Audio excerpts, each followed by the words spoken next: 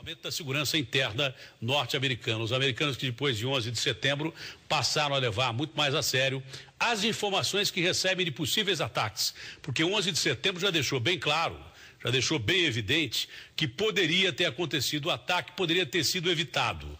Já havia informações que o ataque seria deflagrado com os aviões e tudo mais. E não se deu informação, não se deu atenção necessária às informações do Serviço Secreto americano que alertava da possibilidade dos ataques de 11 de setembro. Então, qualquer ataque que aconteça em solo americano deflagra, obviamente, que um plano de segurança muito maior e de acordo com o tamanho dos Estados Unidos, né? Do que representa os Estados Unidos. Você está vendo o momento das explosões, em que várias pessoas estavam na calçada, em que alguns atletas chegavam e infelizmente, essas explosões não eram bombas de altíssima potência, deu para perceber, mas vai saber se elas explodiram da sua força total. Essa imagem aqui é melhor, ó, essa da CNN, não, uma outra imagem que a CNN dava ali no canto, que mostra o momento que a explosão ia ser deflagrada. Eles pararam exatamente no momento em que a explosão ia ser deflagrada. Você vê línguas de fogo se formando e a fumaça ao lado, explosão que a gente pode dizer, olha lá, ó, essa imagem, olha o tamanho da explosão no momento em que os atletas chegavam e aí as pessoas feridas sendo atendidas. Ainda, obviamente, que uma desinformação em relação ao número de feridos e tudo mais. Isso vai sendo esclarecido de acordo com que as agências vão passando as informações e, é claro, com que os nossos correspondentes internacionais comecem a participar da transmissão. Já temos o nosso excelente Megali que está na linha e que é natural, né? Não interessa o tamanho do fato, sendo nos Estados Unidos. Volta para mim aqui mais informações daqui a pouquinho. Você vê então imagens muito fortes, né, de mais um atentado. Ainda, na verdade, não se pode confirmar o atentado, né? Mas o certo é que duas explosões deixaram pelo menos 6 pessoas feridas. Mas nós estamos aqui com o Dr. Miguel Haddad, que é psiquiatra e que vai nos esclarecer aí do histórico, né? Do histórico desse jovem que se tornou aí um serial killer, né?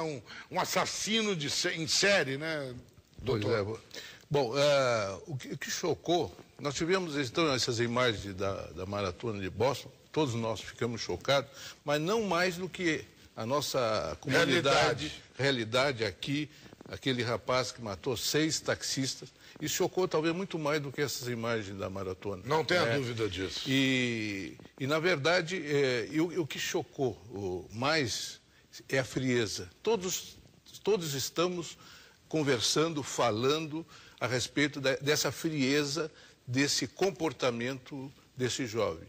E essa frieza é uma frieza comum. Porque ele era conhecido lá em Santana do Livramento como um jovem preguiçoso. Segundo o meu amigo Fábio Pérez, um grande beijo, obrigado aí pelas informações. Ele era conhecido como um jovem preguiçoso, manteve um relacionamento com uma jovem durante 4 anos, ela não tinha nada a declarar dele. Ele foi expulso do exército e aí começa a mostrar um quadro realmente de violência. E também nós conversamos, está no ponto aí, ô Luiz? Está no ponto ainda não, daqui a pouquinho a gente vai mostrar a conversa. Eu fiz uma entrevista com o diretor do colégio onde ele estudava aos 16, 17 anos, que mostrava que ele sempre se metia em confusão, em brigas, né? Então realmente ele já apresentava um quadro anterior a esse, né, doutor? E esse é um alerta para os colégios, é um alerta para os pais, né? Que tem pessoas, filhos ou alunos, né, com comportamento mais ou menos parecido com eles, com esse do Luan, né? E que se tome iniciativa de cuidar dessas pessoas, de alguma forma tentando talvez até evitar uma situação pior. As pessoas dão indícios, né, doutor? Elas dão indícios, sempre assim. Vai acontecer isso, assim. Começa a brigar na escola, começa a brigar com os amigos, e são indícios de uma formação de uma personalidade desse tipo, né? E essa frieza, essa falta de empatia em relação ao sofrimento das outras pessoas, né? Isso é uma característica para esse tipo de pessoa, né? Ele não está nem aí, tira a vida e não quer saber. O que ele quer saber? ele tem um objetivo. Qual é o objetivo? É ganhar aquele dinheiro para poder pagar a mensalidade, independente do fato de que vai matar 6 pessoas para conseguir chegar a esse objetivo. E esse tipo de pessoa, sempre, eles não querem saber o que vai obstar em relação ao que ele pretende, né? Ele sempre vai assaltar, vai roubar, esse tipo de personalidade, né? Independente do que está impedindo que ele faça, que legalmente está sendo impedido que ele faça. Né? Doutor Miguel Haddad, com que idade esses jovens, ou meninos ou meninas, começam a dar esses sinais? Não tem idade, ou existe uma idade em que a formação psicológica, a formação da personalidade começa a aflorar e aí os sinais ficam mais evidentes? Bom, a personalidade, ela vai se desenvolvendo desde a infância, a juventude, até os 20 e poucos anos. Aí se forma a personalidade. Então, ali vão ser identificados alguns elementos. Por exemplo, uma criança que bate nos animais, castiga os animais, olha o sofrimento de um animal pegando fogo, né? Por exemplo, isso é um exemplo, né? Abram os olhos a respeito dessa criança, né? Ela tem características... Tem muita criança que mete fogo em rabo de gato, né, em rabo de cachorro. Então, atenção, é isso que o senhor está avisando. E isso é uma das características. Criança que mente muito, mentirosa, né? Que esconde fatos, por exemplo, dentro da escola, que saiu mal na disciplina. Enfim. Mas esses são elementos isolados que vão se juntando para formar uma característica desse tipo, né? Desse indivíduo, né? Mas o aspecto mais saliente que os pais têm que ficar atentos é a frieza, que não sente uma irmã que cai e fica chorando, ou bate na irmã, ou bate nos pais, entendeu? E nem tá aí, né? É de se cuidar, ver que tipo de pessoa vai se desenvolvendo ali, né? Isso é um dado bastante importante para os pais cuidarem. Então, esteve aqui com a gente até agora nos dando explicação para você em casa desse quadro psiquiátrico, desse quadro de formação da personalidade desse tipo de pessoas que começam, como ele falou, botando fogo em rabo de gato, né, batendo nos outros e não sentindo nenhum remorso. Então, como disse aí o doutor, fica de olho. Doutor Miguel Haddad, muito obrigado Paulo, pela participação. Olha, vem aqui comigo. Realmente você tem que ficar atento a isso, porque a cada dia que passa, as pessoas estão se tornando mais violentas, e o pior, sabe-se que nesse país ninguém é punido por nada, então fazer o quê? E olha, vem aqui comigo, eu quero chamar a sua atenção para um problema que atinge milhares de gaúchos na terceira idade. É a perda auditiva. Vamos assistir os principais sintomas de pessoas com perda auditiva. Põe na tela. A gente fica falando mais alto e 2, 3 vezes a mesma coisa, né? Fala, ô pai, não sei o que, que foi?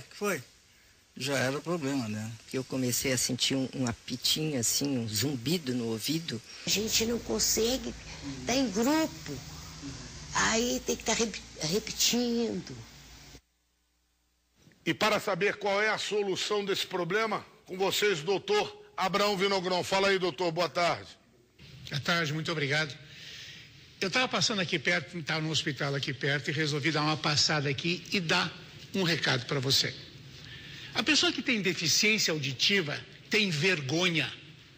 Fica com vergonha de dizer para os outros que tem dificuldade. Por quê? Porque vão chamar de surdo.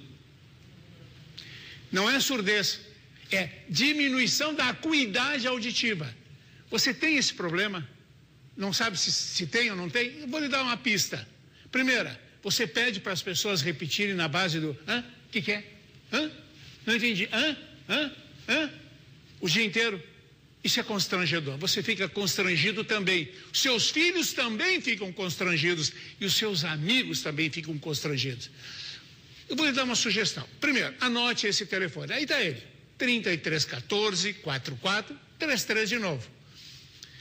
Telefone. Marque o exame de audiometria, sem nenhum custo para você, sem nenhum compromisso. Você faz o exame, com o resultado na mão, você decide o que fazer. Se você optar por um aparelhinho, ele é colocado dentro do pavilhão e ninguém vê. Aproveite, ligue agora, 4433. Ligue agora, vale a pena. Como você viu, a perda auditiva na terceira idade tem solução. Portanto, liga agora para a Surtel 51 33 14 4433 e garanta já a sua avaliação auditiva. Detalhe, é sem custo e sem compromisso. 51 33 14 4433. Olha, novas informações, né, do suposto atentado terrorista que aconteceu na chegada da Maratona de Boston. 2 explosões foram confirmadas, 6 pessoas feridas, 2 mortes. Informações agora do Luiz Barbará, coloca na tela aqui, 2 mortes já confirmadas, 28 feridos, olha aqui está na tela, 28 feridos nesse momento. Está na tela aqui, é só comparar, está na tela, 28 feridos nesse momento. Tira o nosso GC, 2 mortos e 28 feridos. Nesse momento, 28 feridos, 2 explosões que aconteceram na chegada da Maratona de Boston, né? Chegada da Maratona de Boston, são imagens fortes.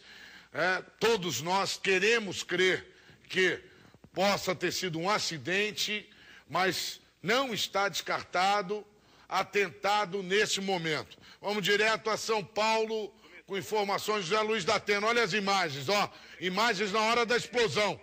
E aí você vê a explosão muito forte. José Luiz da Atena, abre o áudio. Pela suspeita de que poderia haver um terceiro artefato, sempre ressaltando que não sabemos se foi de fato uma bomba ou não.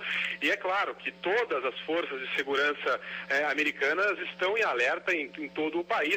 Aquilo que é transmitido pelas autoridades à população é selecionado com muito cuidado. Isso não significa necessariamente uma falta de transparência dos governos, mas uma precaução para não criar um alarme que muitas vezes pode ser exagerado na população americana. Mas certamente o governo, mesmo não sabendo se trata-se de um ato terrorista, está tratando esse episódio como se fosse terrorismo. Apenas corredores que participaram da maratona informam aqui a TV americana que não havia um esquema muito forte de segurança para aqueles que se aproximavam das posições de espectadores e de corredores. Isso tem sido uma tendência aqui nos Estados Unidos, à medida que os anos passam após os atentados de 11 de setembro, os esquemas de segurança têm sido reduzidos, têm sido suavizados em grandes eventos. Talvez essa seja a explicação para não haver revistas ou máquinas de raio-x nas entradas para a maratona. E o segundo motivo é porque estamos falando de um mega evento. É um evento que atrai cerca de 300 mil pessoas às ruas de Boston e seria praticamente impossível organizar um esquema de segurança que contemplasse tanta gente. Agora, mesmo não havendo a confirmação que trata-se de uma explosão envolvendo o terrorismo da Atena, é de se desconfiar que ela tenha ocorrido na linha de chegada do principal evento esportivo sendo realizado hoje nos Estados Unidos, em um dos locais onde havia maior concentração de pessoas entre os espectadores da prova. Bom, eu me lembro de um acontecimento como esse, em solo americano. Aliás, eu estava nos Estados Unidos na Olimpíada de Atlanta, não é?